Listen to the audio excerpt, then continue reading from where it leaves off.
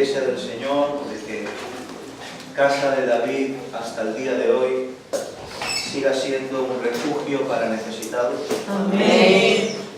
Siga siendo un hospital para el que está dolido. Siga siendo un mazo de hierro para el corazón endurecido.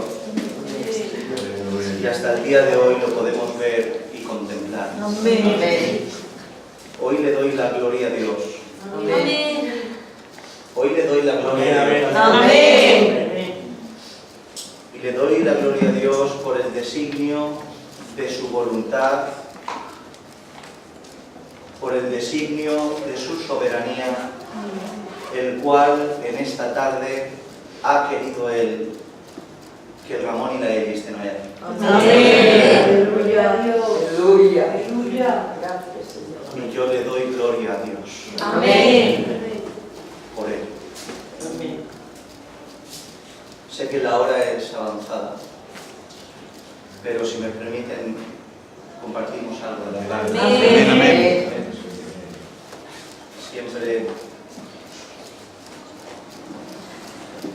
Siempre creo que nos hace bien, ¿verdad? Amén. Es imprescindible y necesario. Y yo espero que pues esto que ponía el Señor en mí en esta misma tarde,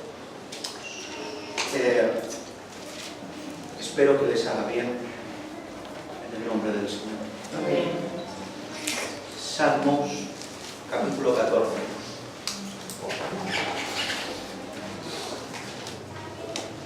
Vamos a leer los dos primeros versículos y nada más.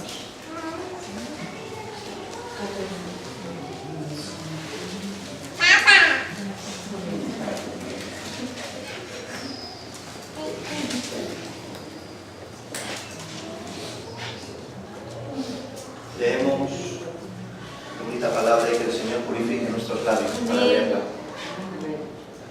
Dice el necio en su corazón: no hay Dios.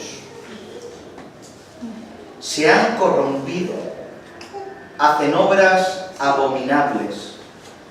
No hay quien haga el bien. El Señor miró desde los cielos sobre los hijos de los hombres para ver si había alguno entendido que buscara a Dios. Amén a su palabra. Amén. Muy sencillo, rápido. Nos encontramos con un salmo de David. Un salmo que en esta ocasión, como en muchas, nos dice quién es el autor. El cantor principal, salmo de David.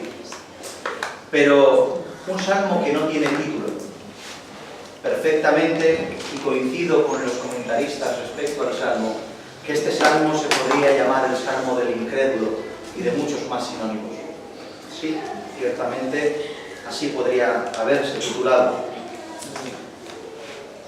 Todo lo que nos encontramos en las Escrituras es importante, ¿sí? Amén. Es importante y merece toda nuestra atención, porque es la palabra de Dios, y la palabra de Dios no es la palabra de ningún hombre. Y la palabra de Dios necesita toda nuestra atención porque tiene la máxima importancia. Pero hay una regla hermenéutica la cual dice lo siguiente: cuando algo se repite de continuo, o bien en diferentes libros, o bien en un mismo capítulo, o bien en un mismo párrafo, no es que sea más o menos importante que el otro, porque todo es importante, pero sí que es verdad que denota una importancia que tiene que prestarse una atención especial, ¿cierto? Bien, pues el Salmo 14 tiene un hermano gemelo, que es el Salmo 53. Y el Salmo 53 es un clon del Salmo 14. Quitando dos frases contadas, repite exactamente lo mismo. Por tanto, el Salmo 14, con su hermano gemelo el 53 o viceversa, es una reiteración muy pronunciada, la cual hace denotar que este salmo necesita una especial atención, ¿verdad? Amén. No va a ser en esta tarde que le demos esa atención, porque necesitaría más de un rato que vamos a estar, pero quería enfatizar esto para que el pueblo del Señor se pusiera en consonancia de esto. Si hubiera algo que resaltar, o algo que personalmente yo veo en especial atención que uno se tiene que tomar cuando se encuentra con este salmo, y es una opinión personal, es lo siguiente: existen necios en el mundo. y la mayoría de ellos son aquellos que dicen no hay Dios. Esto es lo relevante para mí. Existen necios en el mundo, pero no hay mayor necio que aquel que dice que Dios no existe. El ateísmo. Ateo. La palabra ateo es una palabra que viene del griego compuesta, que se parte en dos vocablos. Uno viene a significar, es a, que significa sin, y teos, que significa Dios. Por tanto, más o menos, burdamente, ateo es una persona que no tiene a Dios, que no cree en Dios, una persona que está sin Dios. Esto es un ateo. El ateísmo ha existido desde siempre. Desde siempre. Y en mi opinión, desde siempre, desde los orígenes de los tiempos, ha habido personas que se han negado a creer en la existencia del Dios único y verdadero. Pero conforme el mundo va avanzando y evolucionando, el ateísmo ha ido creciendo hasta convertirse en parte habitual de la cultura de la humanidad. El ateísmo, el no creer en un ser superior, se ha convertido en algo habitual, inclusive me atrevería a decir en algo como reglamentario, algo que debe estar. Hoy la fe, mis hermanos, y perdonen esta expresión, es como la peste para el ateo y para el mundo. Hoy creer, aquella persona que públicamente se confiese creyente, es una persona que se le acusa de retrógrada, de persona no culta, de persona ignorante, retrasada, de persona que no ha entendido la evolución y los tiempos actuales que se viven. Hoy se puede creer en cualquier cosa y no pasa absolutamente nada. Creo en los ovnis. Puede ser, fenómeno. Hoy se puede tomar una postura de defensa, defendiendo cualquier tipo de índole y no pasa absolutamente nada. Hoy con la ideología de género, que si el Señor nos permite trataremos algún día, se te ponen los pelos de punta. Un hombre puede decir que es una mujer y todo el mundo lo tiene que respetar y es una locura. Una mujer puede decir que es un hombre, un niño puede... Una locura, pero no pasa nada. Pero si uno dice que para él su vida es Cristo y una cruz, lo tienen por loco. ¿Se han dado cuenta? Eres un lunático, atrasado, cristiano. ¿Qué dices de un hombre que murió en una cruz hace 2000 años? Así ha evolucionado. El ateísmo se ha convertido en la religión del siglo XXI. ¿Qué cosas, Se ha convertido en una religión, en la religión del siglo XXI, ya que hay personas como Richard Dawkins, que es un erudito, una persona muy inteligente, que no solo no cree en Dios y no solo cree en la evolución, sino que es un apologista de todas estas cosas. Da conferencias y su obsesión y cometido es arrancar la fe a las personas. Quitarle la creencia del Dios verdadero, de la creación del hombre y sustituirla por la ciencia, evolución, etcétera, etcétera, etcétera. Argumentos evolutivos y anticreacionistas, esta es la cultura del antidios que hoy se vive. Por tanto, el mundo en la actualidad está lleno de gente que ha quitado la vista del cielo y no la ha puesto en la tierra, la ha puesto en sí mismo. La ha puesto en el yo. Este salmo que recién hemos leído expresa la insensatez del hombre, que en primera instancia lo convierte en un necio y por ende hay una consecuencia. ¿Cuál es su insensatez? Decir que no hay Dios. El Salmo no expresa a alguien que hace apología del ateísmo. O sea, alguien que propaga el mensaje de que no existe Dios, ya que agrega corazón. Por tanto, La expresión no dice que habla de no creer en Dios, sino que dice en su corazón que no existe Dios. Por tanto, este salmo describe a una persona que no habla de decir que no cree en Dios, sino que en su corazón, en su alma, en su interior, no cree en Dios. Por tanto, las consecuencias, la primera es convertirse en un necio. La palabra que se usa para necio es naval, y viene a significar, y no voy a dar las definiciones porque no quiero tardar mucho, insensato, perverso, impío, fatuo, loco, ruin, villano. Por tanto, la consecuencia de su insensatez por decir en su corazón no hay Dios, lo convierte en un necio. Dice la segunda, se ha corrompido, hace obras abominables. ¿Se han dado cuenta la cadena de sucesos? Aquel que no cree en Dios no participa de los privilegios de aquellos que sí lo creen, los cuales son infinitos. Por resaltar el más importante, la regeneración por medio de la participación del Espíritu Santo en nosotros, meritoria por la cruz del Calvario, la cual hace que nuestra moralidad se eleve por encima de nuestros deseos y nuestra moralidad vaya acorde con el Espíritu de Dios y la obediencia dictaminada en su palabra. Amén. Eso lo tienes tú, hermano y hermana. Amén. Amén. Gloria a Dios.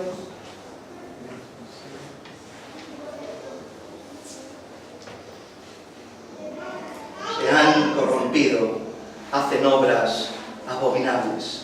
La palabra corromper, dice el diccionario, hacer que un cuerpo o sustancia orgánica se descomponga de manera que se haga inservible. ¿Se han dado cuenta? Así que aquel que dice no hay Dios, se pudre.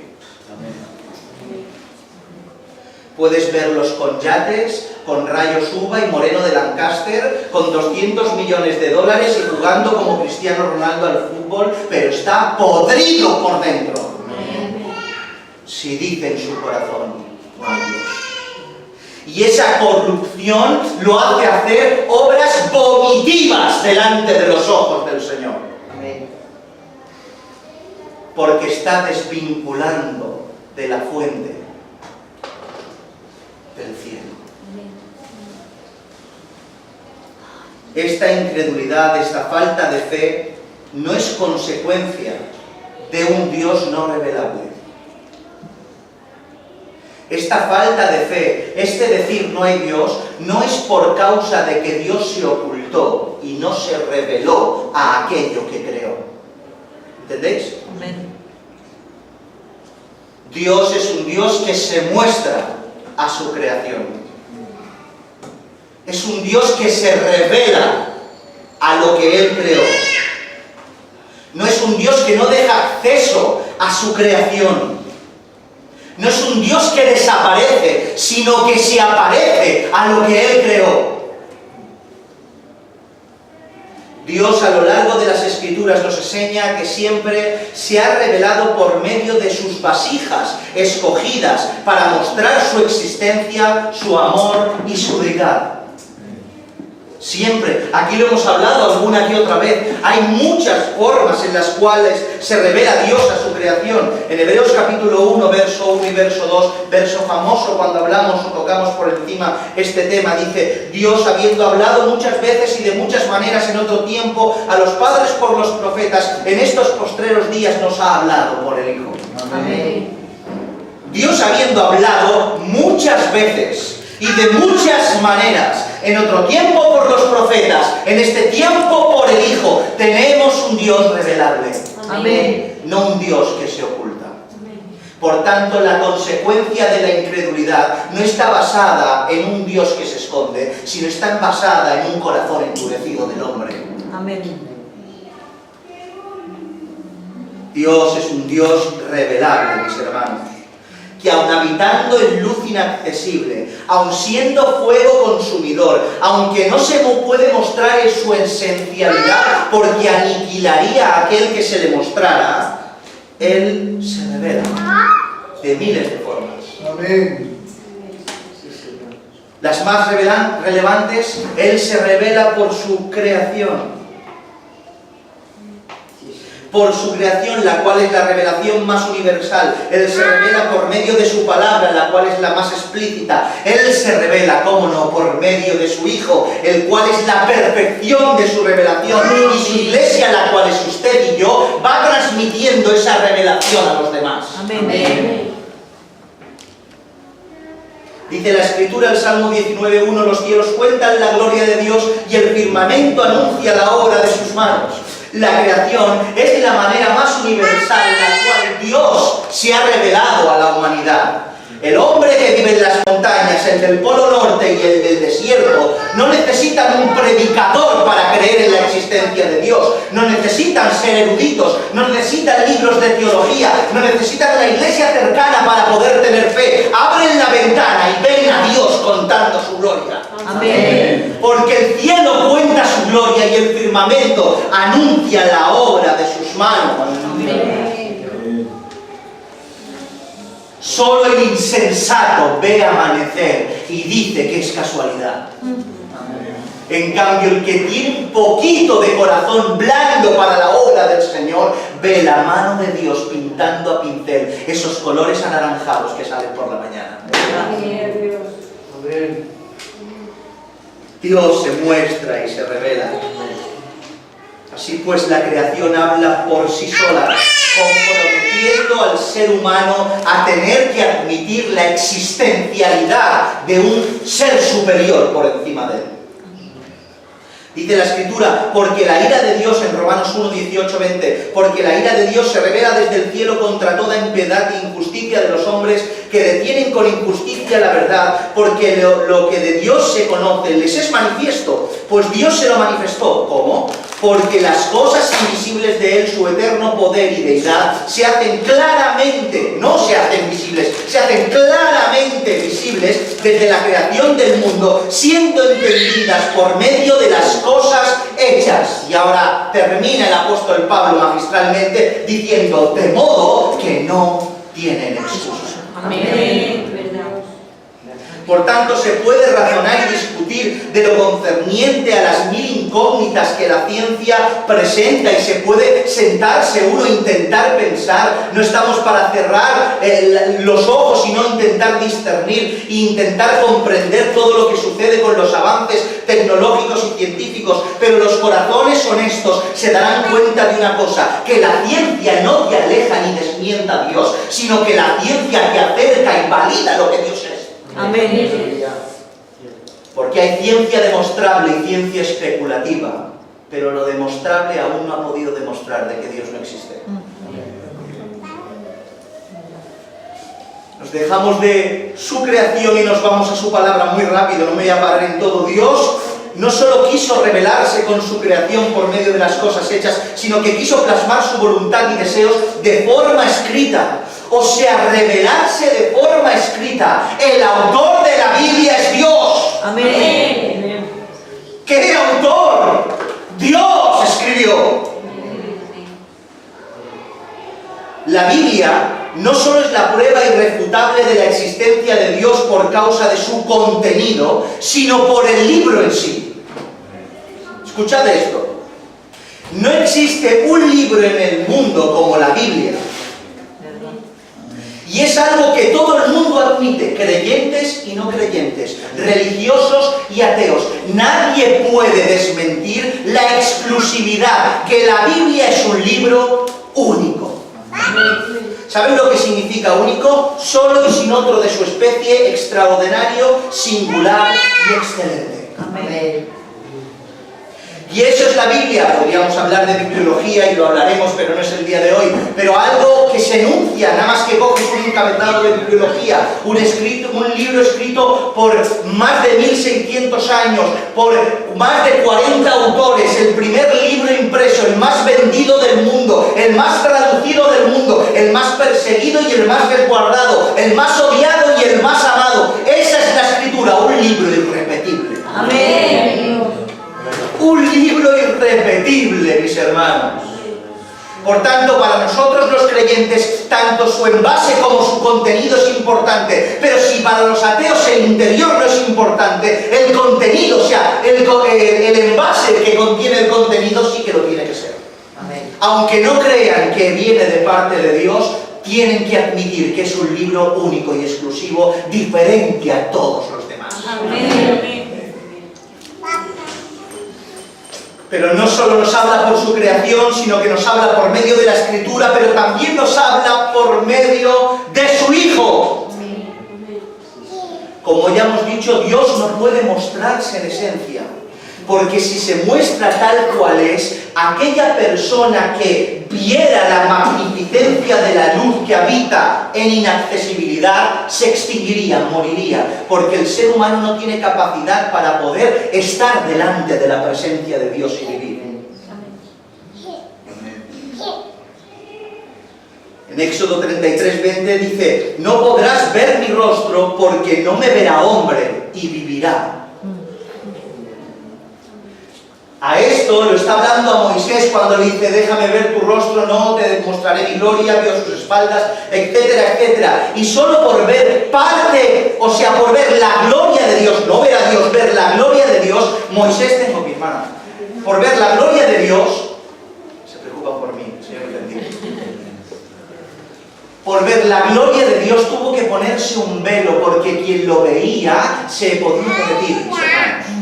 Era tal el brillo que salía del rostro de Moisés por haber visto su gloria, que el brillo se le pegó a su piel. Si no llega a ver una obra milagrosa, Moisés, sin verlo a él, solo viendo su gloria, hubiera muerto. Por tanto, Cristo en su esencia mostró la parte revelable del Padre a su creación. Se acercó a él, por eso podemos leer Juan 1:1: en el principio era el Verbo y el Verbo era con Dios y el Verbo era Dios. Y en el 14: y este Verbo se hizo carne y habitó entre nosotros y vimos su gloria, gloria como la del Hijo unigénito del Padre, lleno de gracia y verdad. Amén. Por eso podemos leer en Colosenses 2:9: porque Él habita corporalmente en carne toda la plenitud de aquel que no podía revelarse en esencia. Amén. Amén. Amén. Juan 14:8-9, Felipe le dijo: Señor, muéstranos al Padre y nos basta. Jesús le dijo: tanto tiempo hace que estoy con vosotros y no me has conocido, Felipe. El que me ha visto a mí, ha visto a mi Padre. Amén. Por tanto, si hay una perfección, si hay una revelación perfecta del Padre, este es su Hijo. Amén. Quien mira al Hijo, mira al Padre. Amén. Oh, no hay manera de acercarse al Padre si no es por medio de su Hijo. Amén. Yo y el Padre, uno somos, dijo el Señor. Y toda esta revelación se la depositó a su iglesia para que la mostrara a aquellos que aún no la habían visto.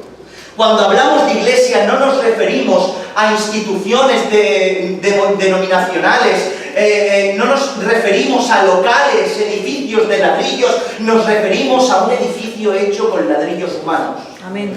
El cuerpo de Cristo, la Iglesia Universal. Amén. Amén. Pues Dios se reveló de multiformes maneras y esto lo vio un montón de gente y se arrepintió y creyó. Y al recibir de gracia, Dios les ordenó: id y predicar esta gracia que vosotros habéis visto, esta revelación que ustedes han visto, ir por todo el mundo y predicarla. Amén. Por tanto, nadie, absolutamente nadie del mundo puede decir que la incredulidad del mundo es por consecuencia de que Dios se oculta. Porque Dios desde el principio de la creación se ha revelado. Amén. La incredulidad del mundo está propiciada por la maldad del mundo. Y el corazón endurecido del mundo. Y que Dios se muestra, y cuando se muestra y el Espíritu quiere volver,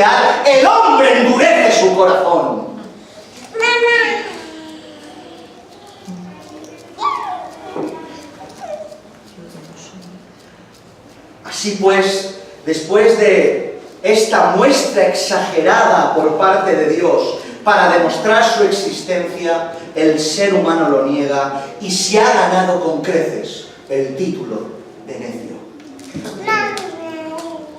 ¿Habéis entendido? Amén.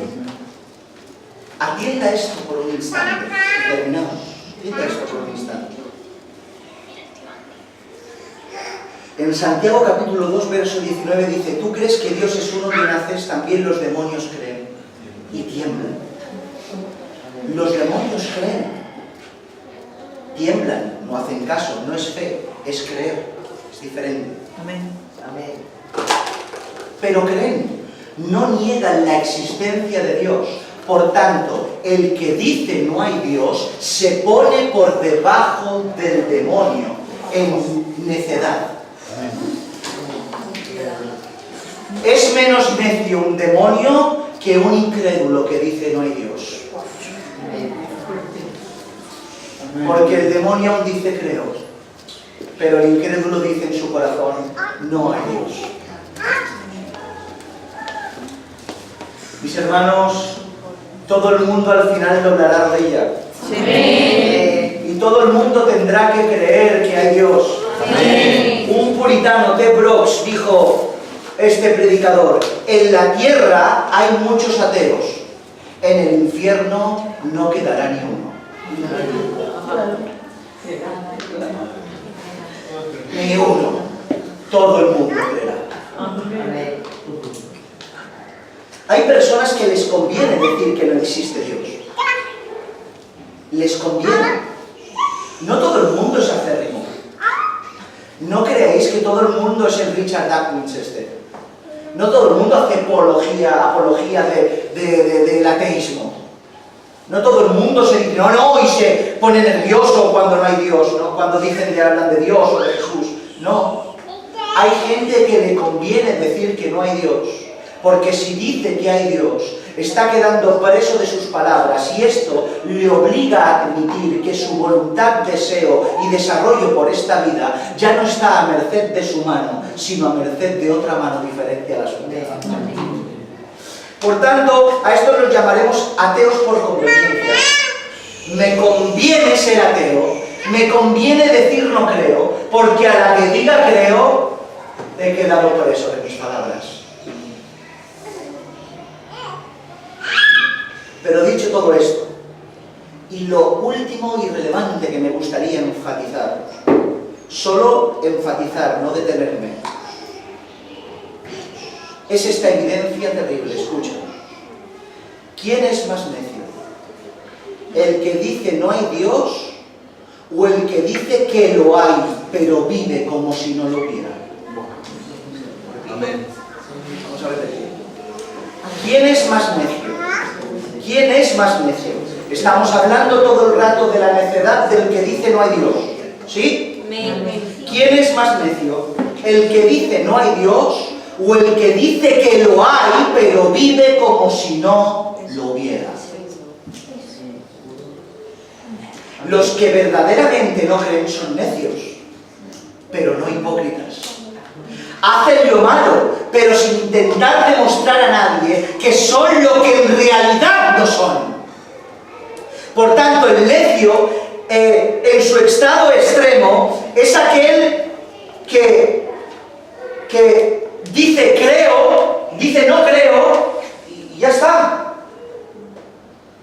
Es necio, dice no creo, pero más culpabilidad tiene aquel que dice creo y vive como si no creyera.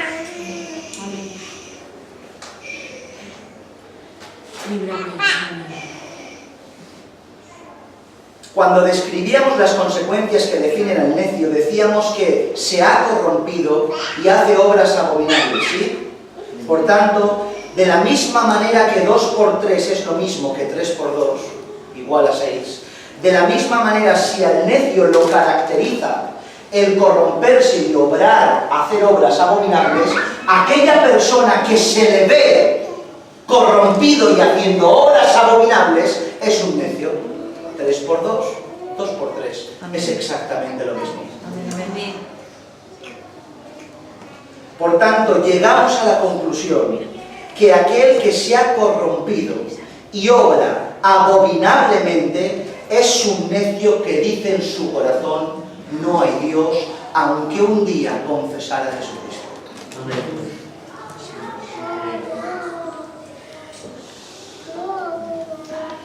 No lo dice con su boca dice creo, pero con sus hechos demuestra que es un necio, porque no cree en su corazón. Por eso podemos decir que hoy se ha creado un tipo de ateo. El ateo ha evolucionado. ¿A qué ha evolucionado? A un ateo que dijo sí. Ateos que dijeron sí al llamado del Evangelio. Y no cambiaron, siguen siendo ateos. Por tanto, no es de extrañar que en las iglesias que hay por el mundo se conviva gente creyente y gente atea, no por su confesión, sino por su vida. Porque aunque con sus labios dicen creer en Cristo, sus obras son abominables delante de los ojos del Señor, y con su boca dice creo, pero en su corazón no cree a Dios. ¿Sabes lo que te hace temblar cada mañana y qué te hace no pecar? Que tienes a Dios presente, ¿no lo presente? Cuando Dios desaparece de la ecuación, cuando no tienes presente a Dios en tu día a día, es cuando el pecado viene a tu vida.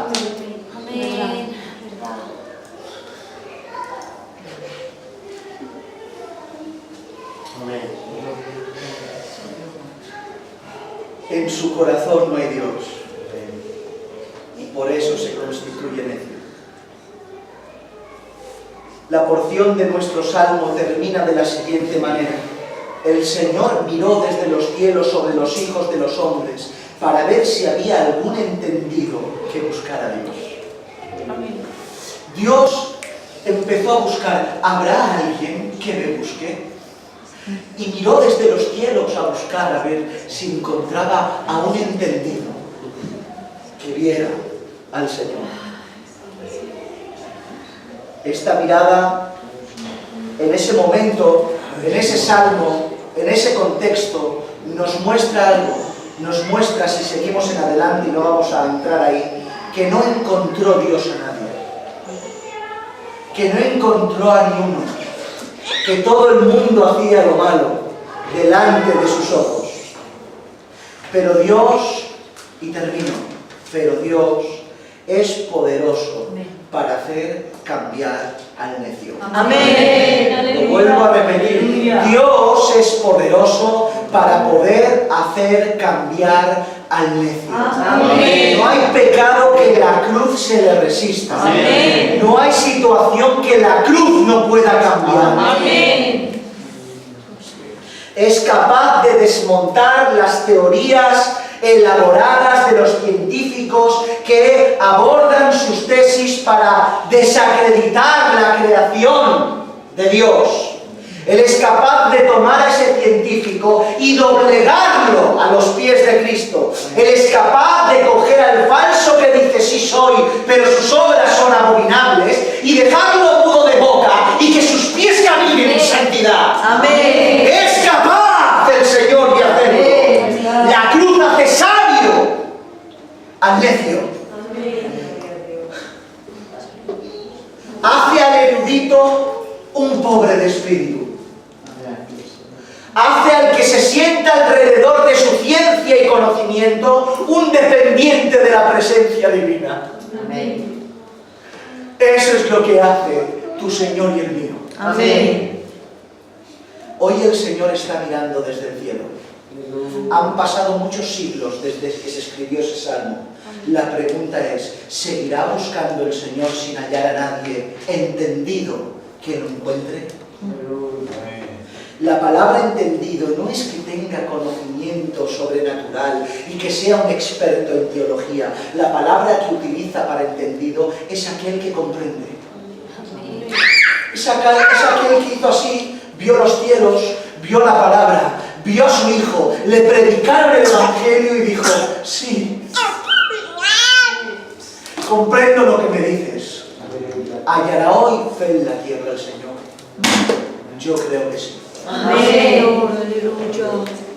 Serán pocos, pero la hallarán. Amén. No se encontrará nuestro Padre Celestial con deseos de ver a alguien que lo mire y se quede sin pueblo. Dios se proveyó un pueblo que lo mire. Amén. Por tanto, Iglesia del Señor, que nuestros pies anden en santidad, que no se nos ocurra y no se nos ocurrirá decir que no hay Dios, pero que jamás nuestros hechos lo nieguen. Amén. Hay Dios y es real. Amén. Por eso, si hay alguien que nos esté viendo por internet, que aún no ha creído en el Señor, o si hay alguien aquí quien sea, te digo en esta tarde, arrepiéntete. Amén. Y cree en el Evangelio. Amén. Que Cristo vino y murió y resucitó conforme a las Escrituras. Que es verdad que hay confusión, es verdad que es difícil, es verdad que la ciencia, pero doblégate a los pies de Cristo y Él aclarará tus ideas. Arrepiente de tus pecados en el nombre de Jesús. Inclina tu cabeza.